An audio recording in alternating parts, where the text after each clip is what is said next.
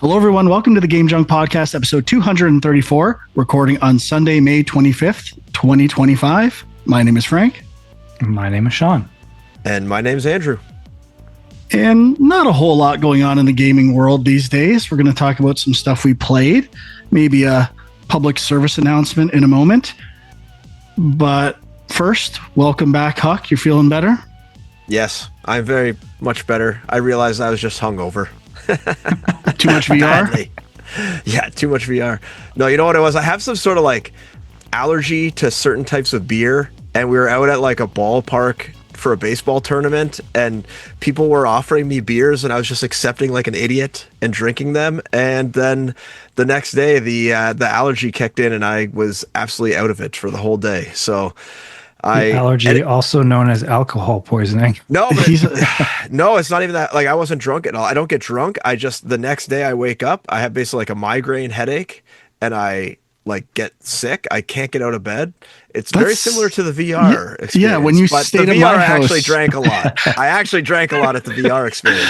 But you seem to think it was the VR that was the problem. Well, it obviously was, but I did drink a lot also. So before we do that, or get into what we've played, the only kind of news is a public service announcement that PlayStation Stars is done. Tier. Sony is shutting it down.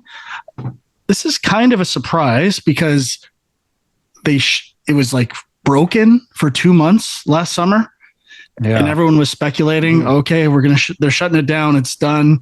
It's not coming back. And then they brought it back and then shut it down again. So, I mean, I still have a lot of rewards. How much do you guys got? What are you looking at here? Oh, not much. Not much. I have enough to pay like $10, I think, worth in gift cards or whatever it is. Okay, I've got 38,000 points. Woo! Yeah, that's way more than me.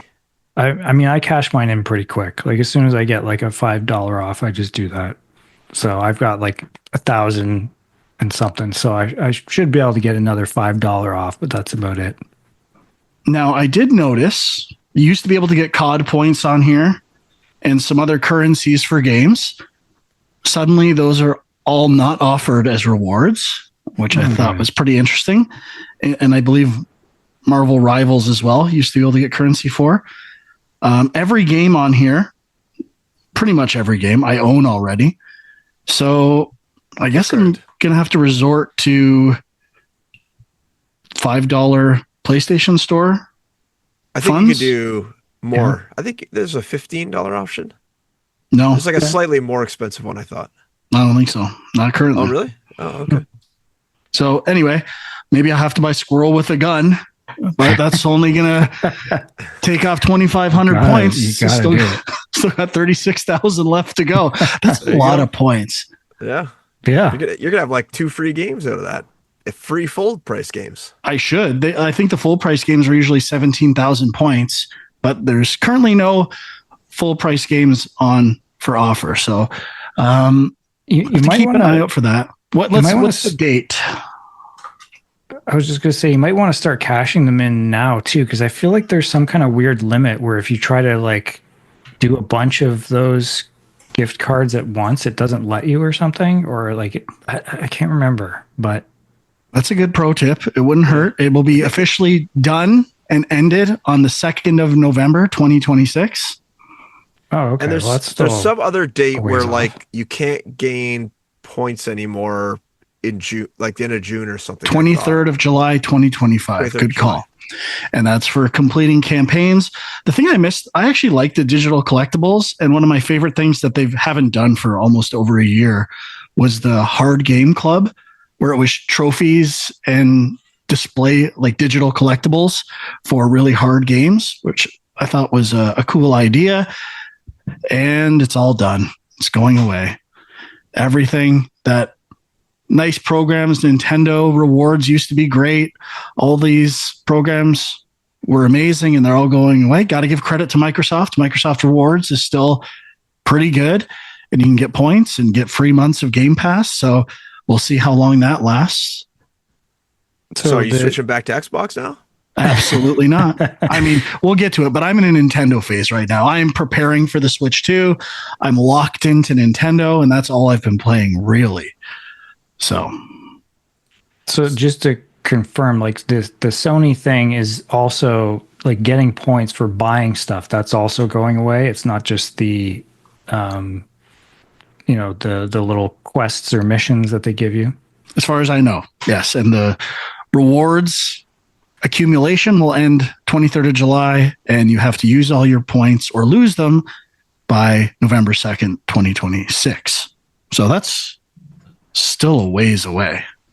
Yeah, that's kind of surprising, but so keep an eye on it. Hey, get on the Discord, youtube.com/Game Junk. If you see anything on there or any hot tips for how to use your PlayStation Stars rewards points, go to the PlayStation channel and let us know. Because I gotta use a lot of points.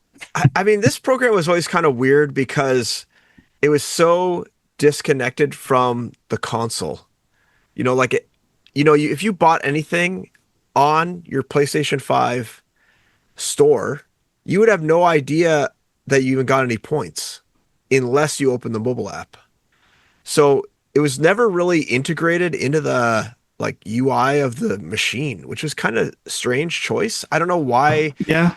The push to the mobile app, I don't know what they were trying to achieve by having this sort of like standalone mobile app that had the rewards, but you didn't even really know about it on the console. Like if you went to the PlayStation Store, I don't think you had any way to see like PlayStation Store on the console. I don't think you had any way to see any of your star points. Yeah, you're correct. It was only on the app. And I know we've brought this up before. I don't think we ever got a definitive answer. Not that I did any research, but we were speculating with all of the Apple lawsuits.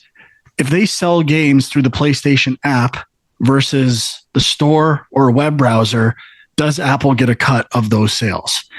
And I still don't know what the situation there is, but if they did, you would think the opposite. They would have driven you with that to the actual console itself and only had it on the console. So they're getting people to engage with the platform where there's no royalties taken by any service providers. Yeah. Yeah. I mean, I guess kind of spinning off this, did we talk about the Epic lawsuit thing of Apple? I don't think so. I guess that's some news that happened a few weeks ago. So Epic sued the shit out of Apple, basically accusing them of having a walled garden and taking a 30% cut for doing nothing, and how, the Epic Store, they're saying that like the cost of basically supplying games and maintaining servers and stuff is like 6%. So they shouldn't be charging 30. And they ended up winning they like shotgun blasted, tried to get them on like 17 different counts of stuff, and I think they got them on one. So I mean, the media was saying like, oh, Epic won the lawsuit, but I mean, depending on how you look at it, like they spent a lot of money. But Fortnite is back on the Apple Store now, and it wasn't because in-app purchases. It was about in-app purchases basically. In-app purchases were getting the Apple cut taken off as well, and Epic didn't think that was fair. So now Apple allows people to redirect to third-party websites to purchase like currency and stuff. So you no longer have to go through the Apple interface to buy, your Fortnite bucks or whatever the hell they're called. So now, that's a pure 100% revenue source for Epic and anyone else that wants to set that up now on their own. Apple does not have to do it. So I think in the case you were talking about, Frank, where if you went through a web page, I think Apple could somehow block that. Like you couldn't, I mean, maybe with like the PlayStation Store, because you're logging into like their storefront and buying it there would allow it. But if you did it through the PlayStation app, I bet Apple took a cut of those. Yeah, it's interesting because, I mean, especially with what phones are now, they're just computers. Like I can go to the PlayStation Store on a laptop and do the same thing. Yeah. So why you should get a cut on one and not the other is a little strange. But I mean, I honestly don't care. It's not something I'm that concerned with. I just thought it's just also a reminder that the PlayStation app is terrible, and it's like interface is brutal. And It maybe used to that's crash all the time too. Yeah, I don't know if you remember. You used to scroll games, and you get like 3 pages in, it would just crash and slow down. it's not a great app. It's gotten a bit better, but I mean, I certainly don't like using it. And as much as I love Blue Haze, over the last few years, especially with PlayStation 5, we've said the store, web-based store, is substantially worse. It used to be so much more fun to look for sales and new stuff on the old store. The app is not great. So I feel like everything they've done in terms of sales platforms has gotten much worse. And I wouldn't be surprised if that's affected sales to a small degree. Yeah. There's so much trash on there now too. Like Yeah, the fact that you filter by like under $10 and there's like 10,000 games, you're like, what the hell? And I just want to find pre-orders, and then I have to sort, but like it doesn't remember any sorting preferences, and I have to redo the same stuff every time. It's a hunk of junk. Get your shit together, Sony. Okay, anything else to add on that fun, very fun jaunt Fun. down platform accessibility road in sales? No, I mean, I think it is a big deal, but it kind of was. I mean, people are talking about it, but it just feels like it was a quiet announcement, and you know, it's going to have big repercussions. I think. I don't think it's going to be. I don't think anyone uses it. I think I'm like the one person that gives a shit about it. About the PlayStation app on iOS, or the rewards thing. The rewards thing. Oh yeah, no, I'm talking about like Apple not getting. Oh, Apple for sure. Yes, yeah, that's a big deal. Sorry, yes, 100%. Okay, let's get into some stuff we played. I'm sure there'll be quite a bit, but why don't we start with a new library or collection that was announced this week that I've not played, but you have both tried. Sean, this feels like it's up your alley. Let us in on this big new. What would you call it exactly? What is this thing? Well, they're calling it Retro Classics. So this is a new thing that was added to Game Pass this week. There's a new app that is called Retro Classics, but what it actually is, it's called Antstream Arcade, which is a service that has existed for like a couple of years now. I've kind of heard of it before.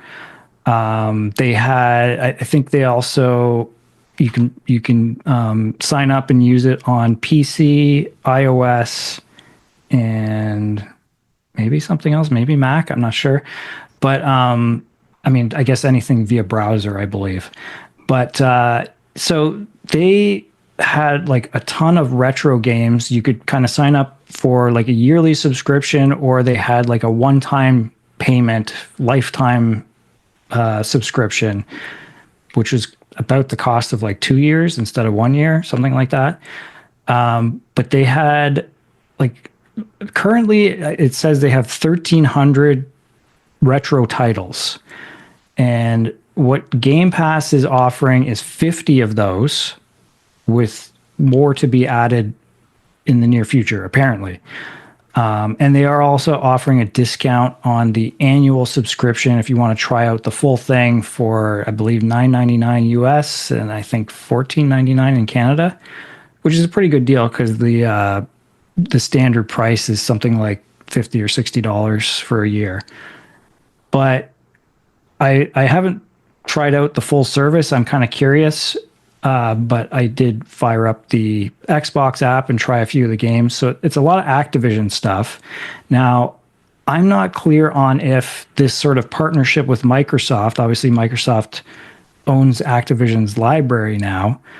I don't know if this stuff is just being added for the first time now because of this partnership, or if it was already there, and if there's going to be more in the future, I'm not sure.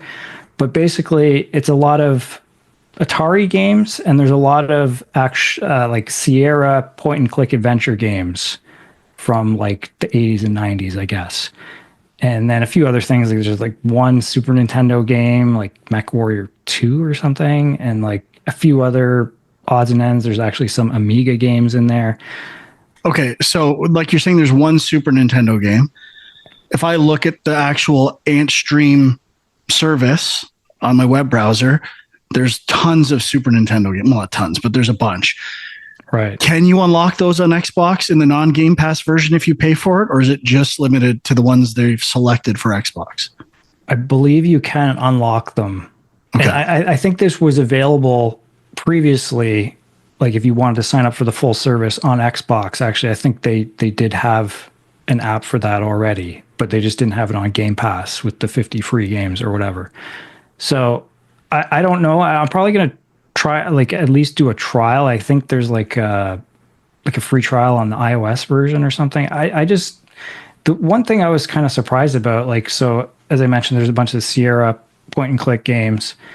I would have thought they would have had like the full library of that on the full service, but when you go to the website and search, there's none there. So then I'm like, okay, so do these just get added now and there's going to be more coming, or what does that mean? So it's a little confusing, the difference between what's on Game Pass and what the full thing offers. But just to give a better summary of what this is. So these are all streaming retro games. It's all done via streaming, which I played a few Atari games and a couple of the Sierra games. And so the Atari games worked for the most part. I would say if it's a game that's, some of these older games definitely require quick reflexes, and I don't know if streaming's the best way to be playing them. I definitely had not so much like stuttering, but I definitely had like compression issues where it got like fuzzy and kind of hard to see. So it doesn't even stream, like these are not large files for the most part. Like it doesn't temporarily download a file? I don't think so. And that's the thing that's kind of surprising to me. Like you would think that would be pretty easy to do. And obviously that would improve performance quite a bit for these games. So I don't know. Maybe that's an option they're working on. I really don't know. But and then the point and click adventure games, they are not that workable with the controller. There is a virtual keyboard, and a lot of these old games, you actually do have to type in, like there's text parsers and you have to type in commands. I actually tried Zork. Zork is on there, classic text adventure. There's a virtual keyboard. It's super clunky. It's not very workable with the controller, but you can, from what I saw, plug in a keyboard and mouse, which I think would be the best way to play. But I can talk about a couple of the games I played, but Huck, what was your impression of this? Pretty similar. I only played 2 games. I played Adventure from the Atari, and then I tried Police Quest 1, which is one of the text adventures. And I tried with the controller. Now, I was playing on my PC, and I was also cloud versioning the cloud streaming. So I had, I think, like a double jump in streaming going on, right. Which also so Adventure was actually okay. I felt it was decently responsive, but there were definitely some hiccups here and there, like you're describing. But I also have no idea how to play that game. To be honest, I never really played it on the Atari, and those games, they're so limited in their space. Like there was no room for like a tutorial. Basically, they just throw you right in and be like, yeah. Go where you want, kind of randomly mash some buttons and see what they do. So, I played it for a good 3-4 minutes and was like, yeah, it was good. That was a good nostalgia trip for that amount of time. And then Police Quest 1, I just randomly saw it and I was like, how the hell are they going to do this on a controller? Kind of like what you're mentioning, and not well. So it's not an enjoyable experience. And those games are pretty dated now. Even, you got to be pretty patient with those games if you want to do them like from fresh without actually looking up any hints or anything like that. Especially the original Police Quest, it was like very vicious. I remember if you didn't like walk around your car, you died because you didn't like inspect your tires yeah, or some right. shit. So like it was like intense. But yeah, I did just check, and they have this on the PlayStation store, Frankie. You can buy it. So jump on what's that. What's the cost on there to buy the whole thing? Our friend Jay has been basically wanting a way to play Space Quest games and King's Quest games forever. These are like his most wanted games of all time. Can he get them on Steam? I think I am on Steam. He doesn't want to run Steam, or I don't know if they're compatible with Mac on Steam. I don't think they're Mac compatible. And he now, to be fair, this was released and he didn't buy it. He's not interested. So I have to question how much he actually loves these games or as much as he claims to. But what's the cost? To be fair to him, the cost is insane. 12-month, $54 plus tax. Lifetime, $134. So like exactly like Sean was saying, it's basically like 2 years plus a bit. And that gives you every game. That's what it says. I mean, now the one thing too, though, is I was reading an article from like a year ago. Like I said, this has been out for a little while. Like things do leave the service. Like they had like 1,400 or 1,500 games at one point. So they lost a few hundred. I'm not sure what libraries they lost or what licenses they lost. Things could come back, I'm sure, but that's maybe the problem with the lifetime license is you buy it thinking, oh, these are the games I want to play, and then a year later they're gone and it's useless to you. So could happen. Yeah. I mean, how many games on Steam could you buy for $199 as well that you're actually going to play? So, I mean, it might be worth just firing up Steam for like a couple hours and then shutting it back down. But I mean, on the PlayStation Store, the reviews are very polarizing. It's like 41% 5 stars, 34% 1 star, with a few in the middle. So it's I think people either hate it or love it, kind of thing.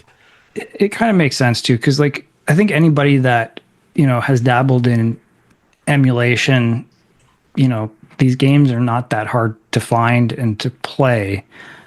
Obviously, you want to do it legally if you can. But, for some people, it's a little bit too technical. It's a little bit too much of a hassle. So this makes it nice and convenient for you.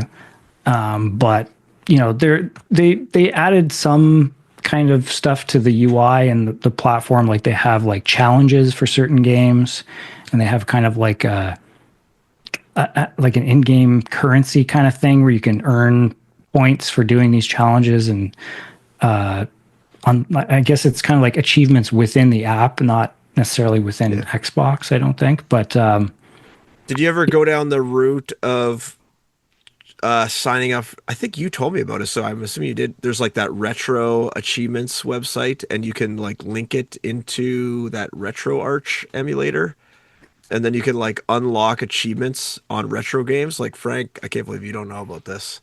I mean, it's interesting, but this is clearly not authentic, and it's a bit of a hack job. It's got to be like an official channel for this stuff. And I don't think that would integrate with whatever this is. No, it would not. Yeah, definitely not. Yeah, but that does exist. Like the fan-made achievements for older games is a thing. Yeah. But I'm sure you could you can do this on other consoles too to some degree, but you could spam or save files or exploit them, I would think, to be able to do a bunch of that retro achievement stuff. Yeah, potentially. But you can do that on Steam, I think, as well. So speaking of save files, I guess it's worth mentioning. So there are save states. I think there's 3 slots for each game. There's no rewind feature or anything like that I saw, which I know some retro games offer. But, the save states is something.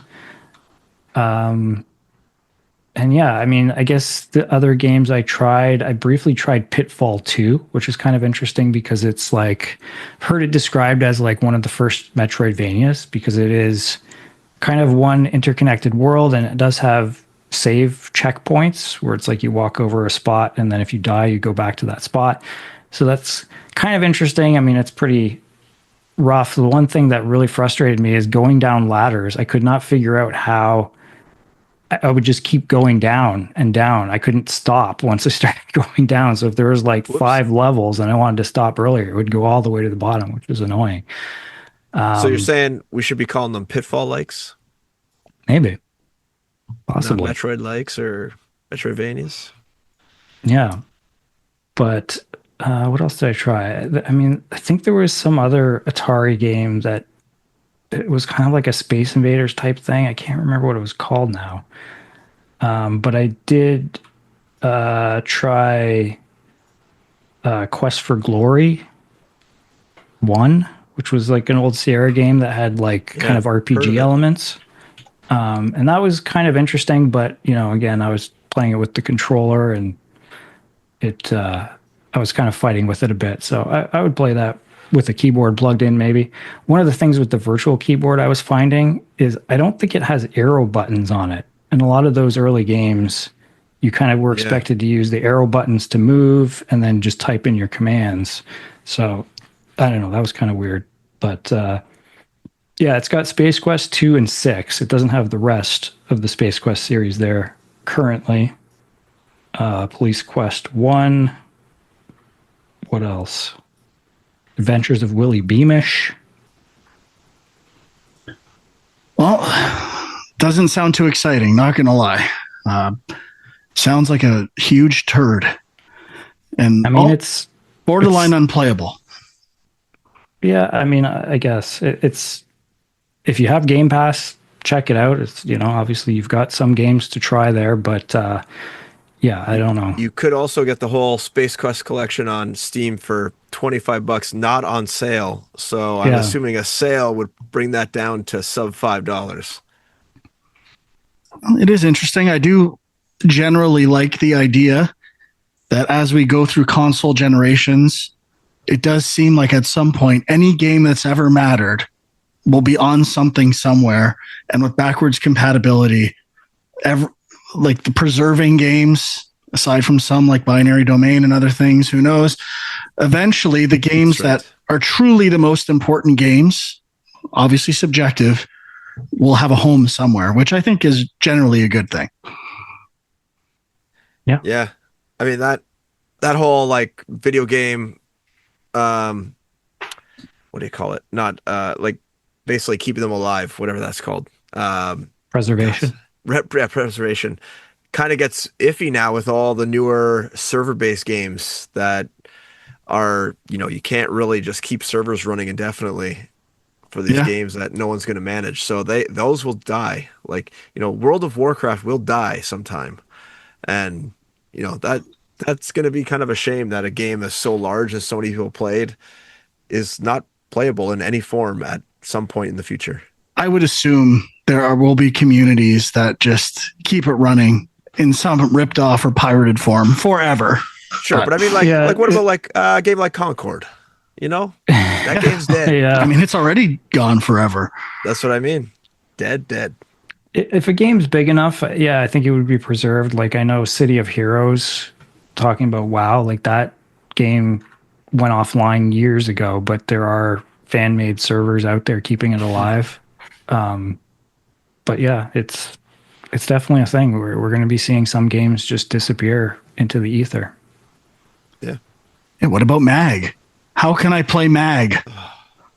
Can't. All right. New thing I played is something I've been pretty excited about.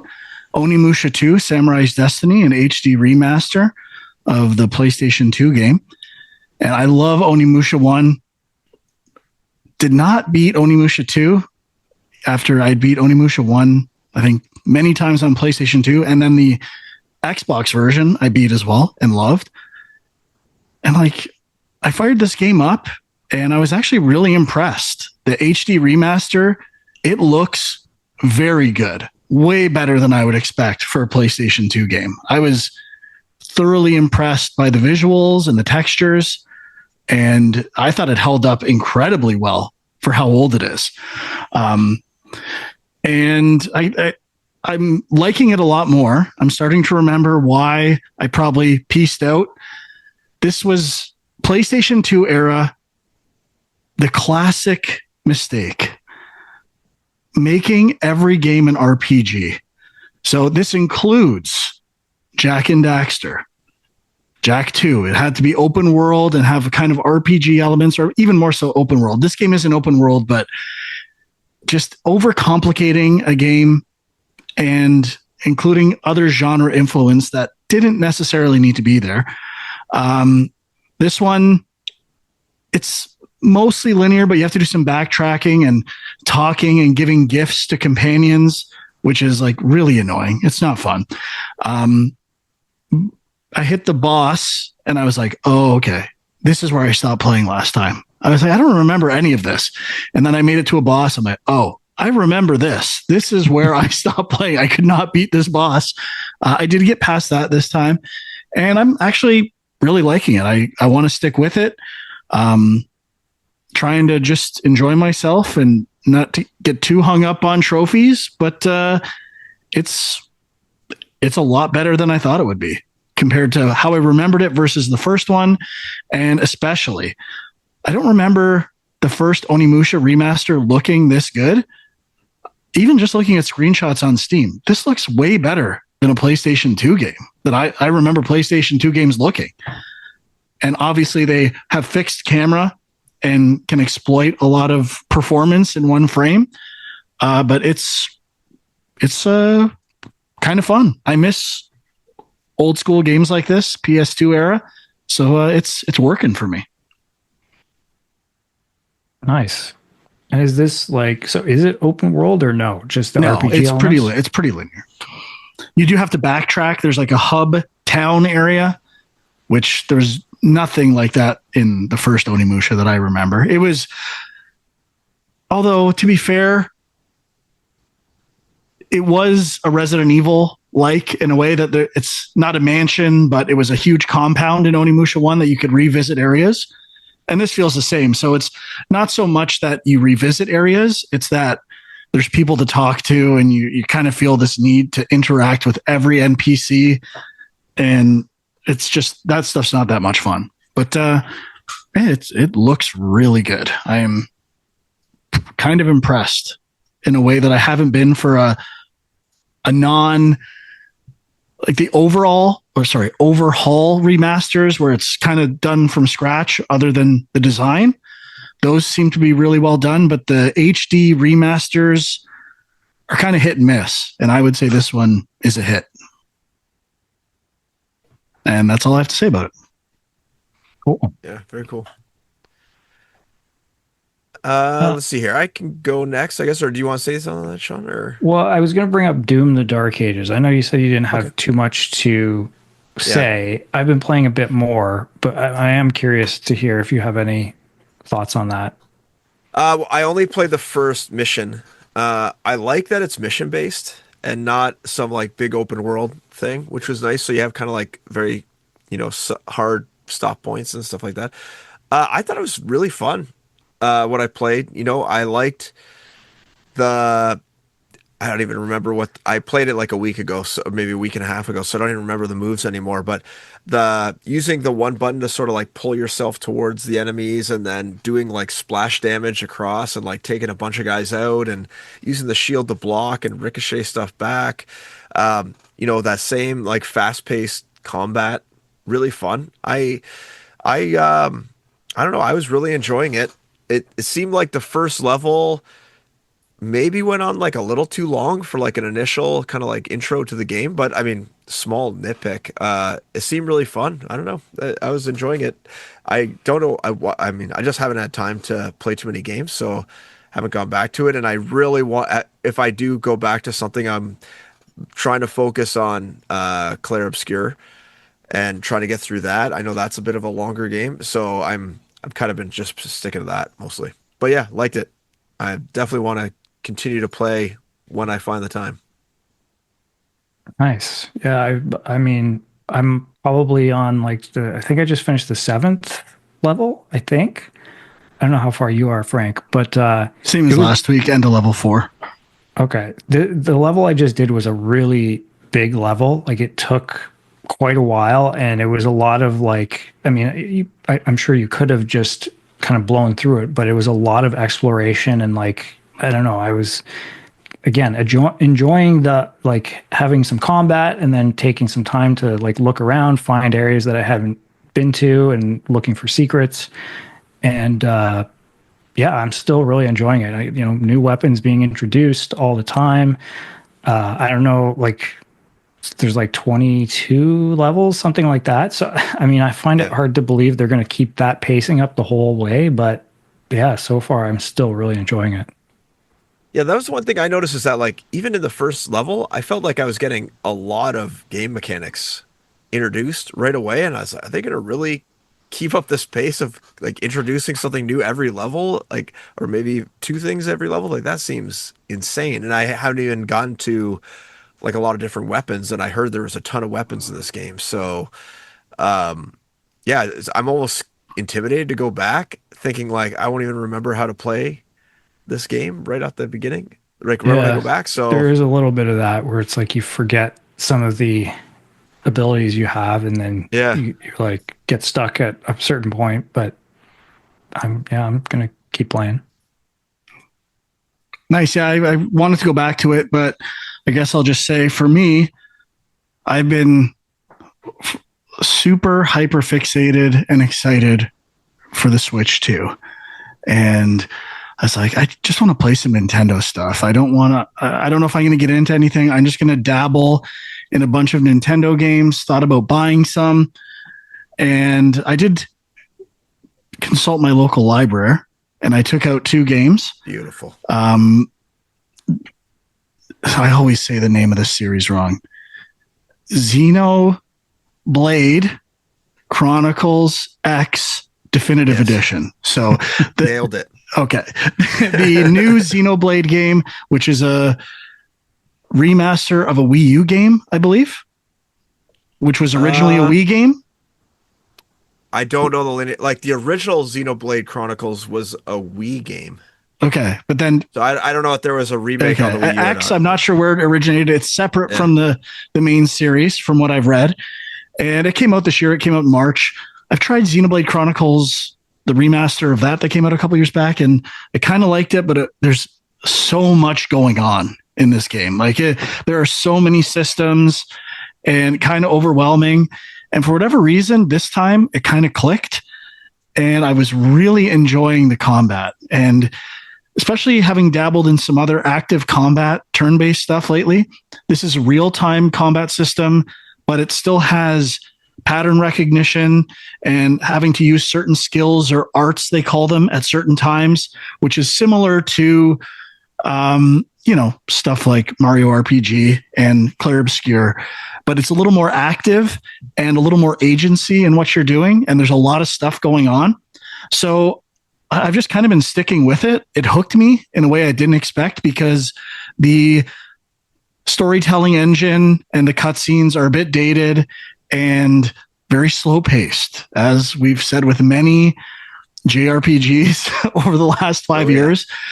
I don't understand how the storytelling pace has not been improved for this stuff. But there is, and I'll get to this with Brothership.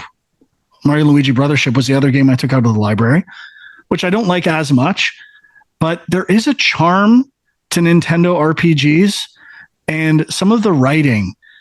Like, I just love their writing sometimes. It's simple. It's a little more designed for kids, but like it's a little more full of humor and a little more self-aware and less precious and serious about everything. And they are so good between these 2 games. I think the thing Nintendo might do best compared to other companies is like naming things and like creating memorable one-off characters and names.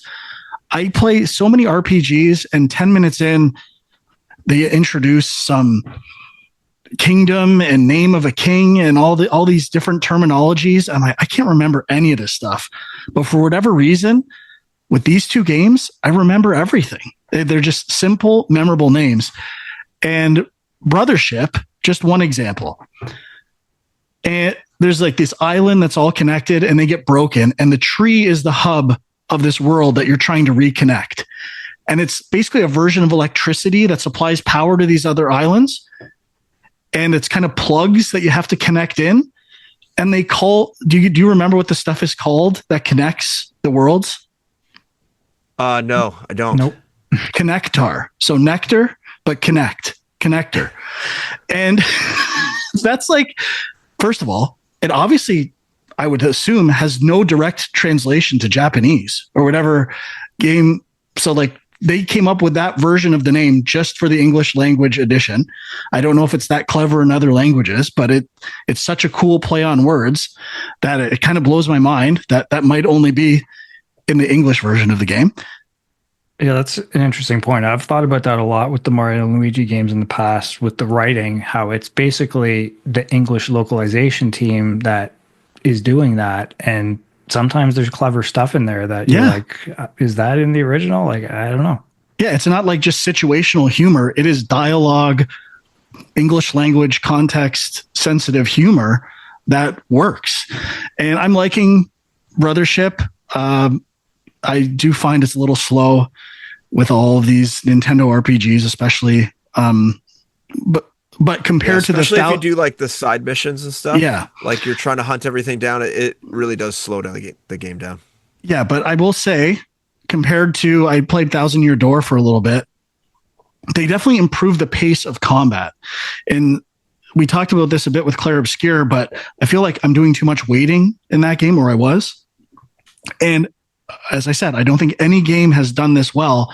But in Brothership, once the players are done their attacks, the enemies are really quick. Like, you are not waiting around for enemies to do stuff. It's like just quick. Who are they attacking? Which button do I have to press, A or B, to avoid the attack? And it works. I don't feel like I'm not going to stay with this game as much, even though I'm liking it. But Xenoblade X, I am really digging. Although this afternoon I did hit a point where I'm like, okay, I've read this game is more about defining your own path and exploring rather than following story missions. And I've kind of hit that point, and I like it, but I miss the structure of the story missions that introduced me to all the mechanics. It's on my own now, and I'm kind of struggling with that. But I really like it. For an old game, it's really well done. And it's so much to learn. And I don't know why it took this time. Maybe I'm just, desperate. I got scarlet fever. I just need that Nintendo. I'm willing to give it the benefit of the doubt in every way. And we'll see if I stick with it. It's like 100 hours, so I'm going to have to get a voucher or do something. But I just might do that. Well, you could always renew. I can, but it'll auto renew for you until one's going to want that game. You'll be able to renew it for like 5-6 times. Yeah. Our library only does twice, and then you have to go in and physically renew it. Rookies. Not good. Not good. Yeah. But two really good recent Nintendo games. Is that game also almost give you like an MMO vibe? Like, I remember the original like Xenoblade Chronicles was like that. It's kind of like a single player MMO. Like, huge world, so many things to check box off, like just endless tasks, and go get 5 gummies and bring them back to some random dude. A lot of that. Honestly, I was trying to look. I didn't do a deep dive or anything like that, but I did a quick. I think it's Monolith Soft that made these games, which was sold from Bandai Namco to Nintendo in 2007. And I'm like, I never played these games, but Phantasy Star Online, just looking at them, that's what it reminds me of. Just world, like mechs and humans combined and all this stuff, and the color palette. Like, this just looks like Phantasy Star Online, but I could find no evidence that it was people who worked on those games or brought that stuff over. I mean, I'm sure there might be some people that did that, but I think the legacy is Xenogears, which is mechs, and it's like an RPG on the PlayStation. So but I think there is still that mech history, but not from Phantasy Star. The only downside for sure is that it is another game where very unique control scheme, and if I don't play this game exclusively, there's so many weird buttons and combinations of buttons. You pretty much have to dedicate yourself to this game. So that's the one thing that's kind of given me might want to move on. I don't think I'm going to finish this in 2 weeks before the Switch 2 comes out. But yeah, that's it I have more Nintendo stuff, but that's it for now. Yeah. For me, the only, I've been just looking for something nostalgia and comfortable.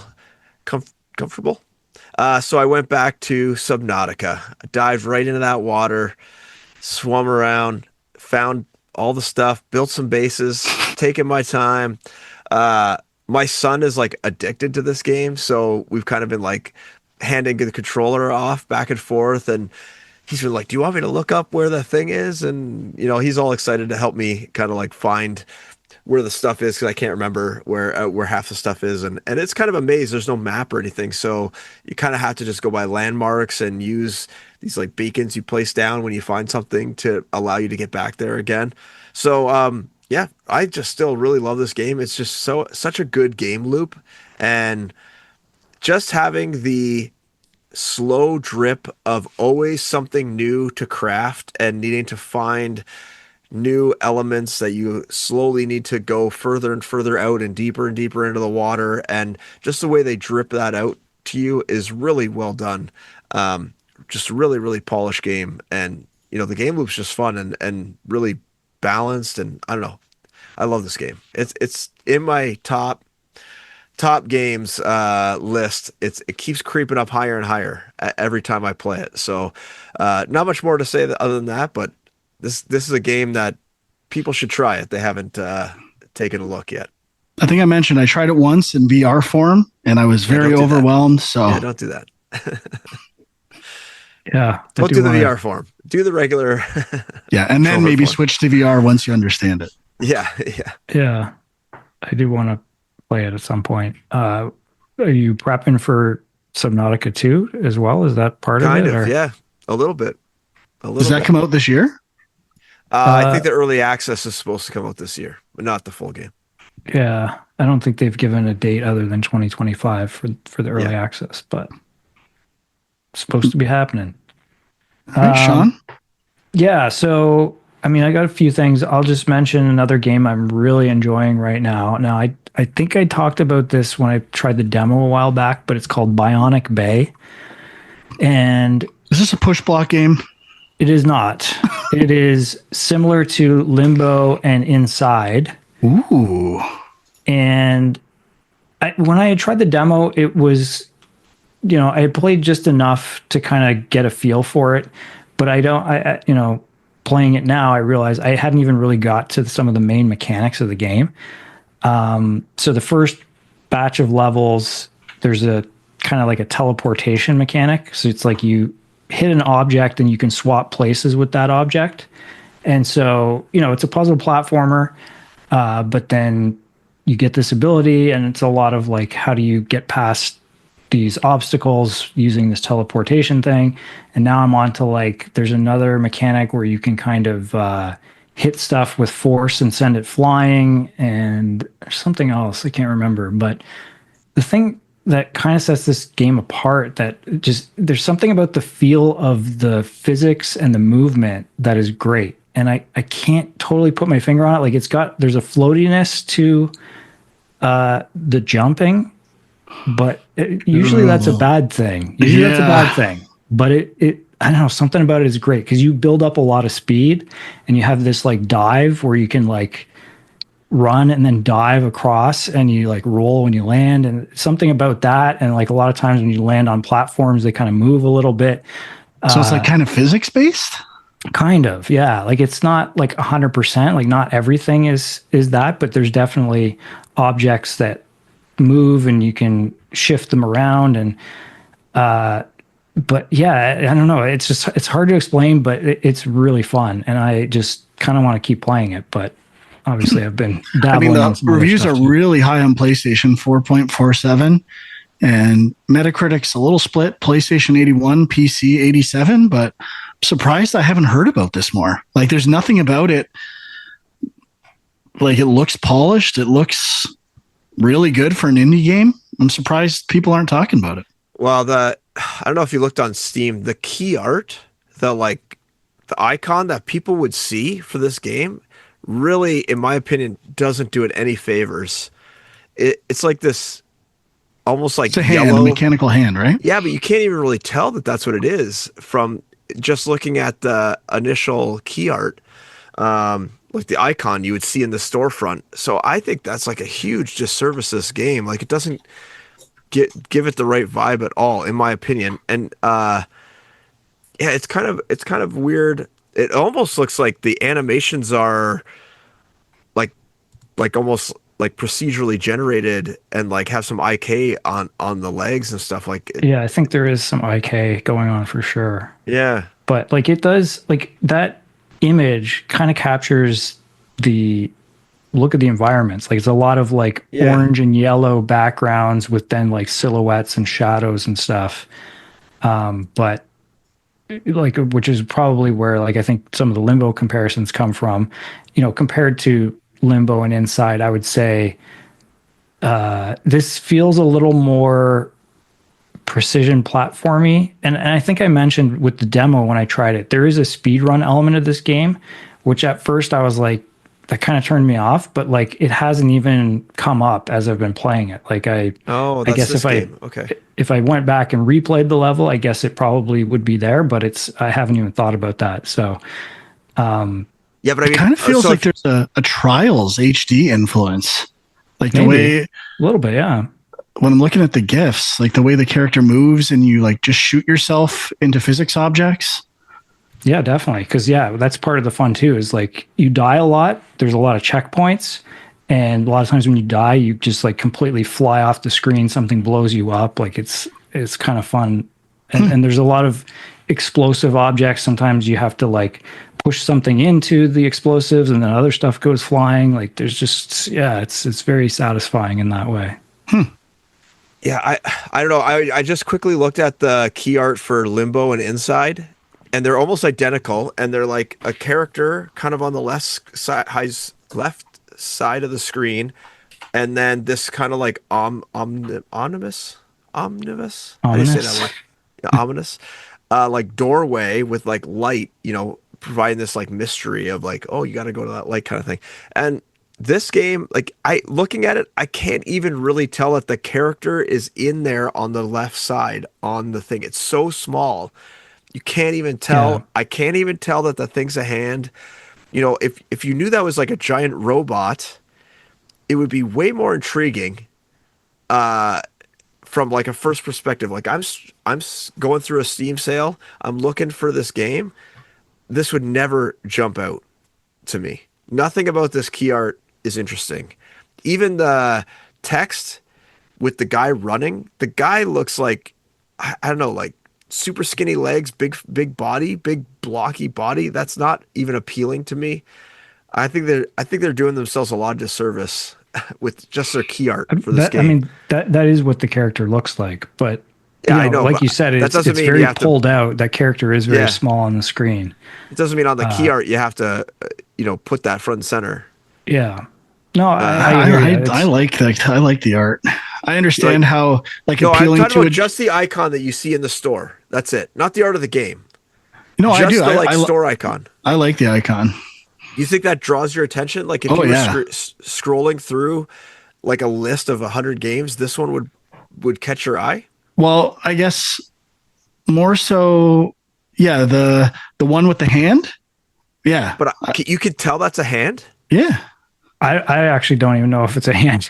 I mean, everything in the game is mostly just this pseudo like organic meets mechanical wires and like I like the color palette. I mean, I understand that it doesn't tell you a lot about the game, and I look more to like just technical proficiency for key art for games, because so much of it seems like generic and almost AI generated that it feels like there's artistic intent behind this, and that usually catches my attention more. But it's tough to say.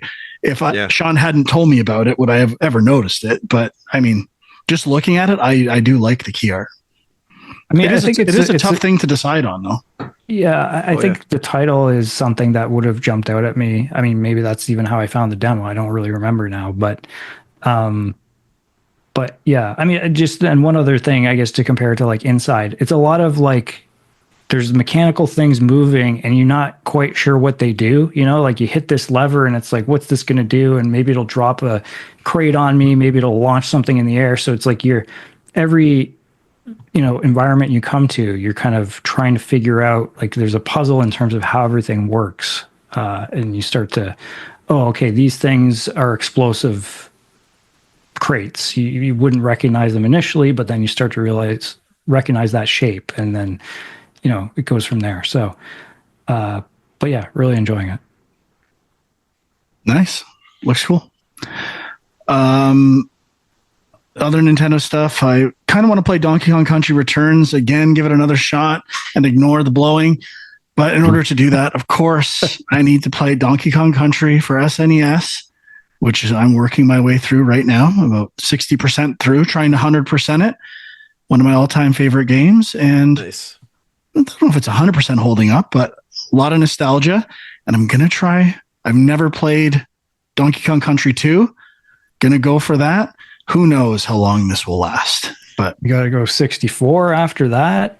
I wouldn't do that one. No, I wouldn't include that in the same run. No, I like 64, but I would, if I was doing Banjo Kazooie and then Banjo Tooie, I would do DK64 after that, but not in this run. But yeah, maybe I should give it a little dabble. And also been playing Mario Kart Deluxe 8, getting ready for the new one and doing the expansion pack tracks and enjoying those as well. And then lastly, I was like, what exclusive stuff is there to Nintendo that I haven't played that I can just buy stuff for? Because I'm addicted to buying things. And I was like, Bayonetta is a game I've always wanted to get into. And like, well, I never really beat the first one. Do I play it on PlayStation and get the trophies? I'm like, no. Bayonetta is now a Nintendo franchise. I need to play them all on Nintendo. It's the only way to do it right. So I bought the 2-pack of Bayonetta 1 and 2, I believe late Tuesday, possibly early Wednesday morning. And then I checked the eShop sales for Thursday and they went on sale immediately after I bought them. Having never gone on sale. I willed them into sale. And I feel so stupid that I didn't wait and check the sales on Thursday. just email Nintendo. They'll Absolutely not. I did a brief search and most people said no. That's happened to them and they did not honor that. I've done that with maybe not Nintendo. I think Microsoft or maybe PlayStation. I can't remember. Yeah, I've done it with those, but Nintendo seemed like they don't budge. Could be wrong. Let me know if that's not true. I think it's too late anyway. Wasn't the end of the world, but been playing it. I still love the game from a combat perspective.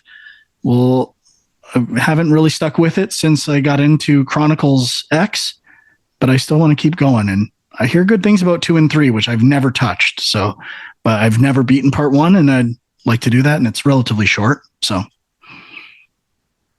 Nice. that's it for me, I think. Yeah, nothing else for me. Yeah, Bayonetta is one of those franchises. I've only played a little bit of the first one, but I would be curious to try 2 and 3. Okay, I'll two more quick things. So I wanted to mention Deliver at All Costs, which is free on the Epic Game Store right now, which is interesting. It's like one of the few times I can think of a new game being one of the free titles on the Epic Game Store, but this game just came out and it's I've been hearing some mixed things about it, but it sounded like it kind of had potential as sort of like a Crazy Taxi type thing where you're basically just delivering stuff in a car from one place to another. But it's the story for this game is so weird. Like it takes place, I want to say it's like in the 50s or something. I'm not exactly sure, but it's like a period piece. And you get like a pretty long intro where it's like you're following this main character and he's applying for a job and he's like needs the money. But then like I did the first couple of missions and they're very strange and kind of comedic. And I think I've heard that the story goes to like just really weird places. So I don't really know what to say about it. I would say in terms of gameplay, it reminded me more of like early Grand Theft Auto than Crazy Taxi. If I was going to pick 3 games that it reminds me of, just at a glance at which I did look at when it was free on the app, I didn't realize it was new when I saw it on the Epic free games. I saw the GIFs and I'm like, Blast Corps, Crazy Taxi, and I don't know why, but I'm getting Dead Rising vibes. For no reason, just like it seems like it's some kind of task management and like the one GIF is carrying a marlin, I think, in the back of a truck. And it just seems like weird and wacky. And like there's clowns and stuff. Those are the 3 games I thought of when I saw it. Yeah, well, like I said, it reminded me of Grand Theft Auto in the sense that you get out of the car, and I don't even understand why, but like in terms of the context for this, but people are coming at you. Like I think the first mission, you pick up a box of fireworks, and then as you're driving, they're starting to fire off. And when I got out of the car at one point, people just started coming up to me and like punching me, and it's like you have like I don't know if it's a punch or like a push, but like you can kind of push people away from you. But like, I was like, why is everybody attacking me? I don't know. Because of the fireworks, I guess. It's strange. But, like your tires can break and then you got to get out of the car and fix the tire and get back in. And like another mission was like transporting a bunch of melons in the back. So like if you're kind of going over bumpy roads or like doing turns too quickly, things will fall out of the back and you got to keep certain number in there.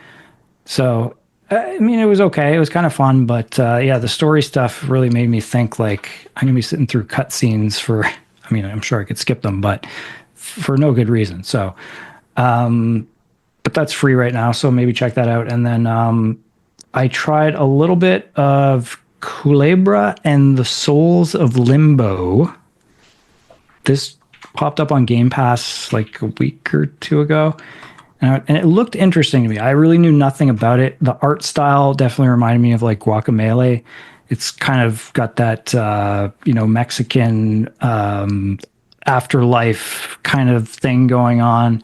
And you play as like a snake who's basically trying to help souls pass through to the afterlife or something like that. But I thought it was going to be like a platformer. It's not really that. It's more like an adventure game, I guess I would say. Like it's colorful, emotional, stylized, relaxing. Sure, yeah. Those are the keywords on Steam. Yeah, I guess those work. But it's a lot of dialogue and like finding objects in the environment to use to solve puzzles, but the puzzles aren't really that hard. There's a little bit of like you can like roll into things and knock stuff out of trees and stuff like that. But I don't know. It feels like it's a lot of walking around. And I got to the first boss fight, which was kind of interesting, but yeah, I don't know. I don't know if it's something I would put much more time into, but I did really like the art style. It looked quite nice. It was very colorful, and I was digging that aspect of it at least. So, but that is on Game Pass if that's something you might be interested in. Okay, I think that does it. Right? Nothing else? Oh, did I forget at the top of the show to talk about junk mail? I can't remember. I don't think we mentioned it. Anyway, we did put out a call for junk mail briefly before the show on Discord. Only got a few, so we'll hold them. But if you were expecting your question answered, might be in an upcoming week where there's not a lot to talk about. So only real week for that is next week, I think. So if you want to get some junk mail stuff in, check out the Discord junk mail channel. Might end up doing that next week if no megatons drop. Yeah, I was going to mention, I don't know. Like apparently there's a TV junk episode coming up for The Last of Us season 2, which we did season 1, like sort of a crossover episode. Now I know Frank is kind of teetering on just checking out of this show. I've checked out. You're out, Huck. I don't know if you've even been watching it, so I don't know if that'll watch the happen, first season, not the second one. Okay. So it may happen. It may not be a Game Junk crossover. I don't know, but we'll let you know. All right. You can watch us at youtube.com/Game Junk. Discord links are there. Leave some comments. Until next time, we'll see you later. Bye-bye.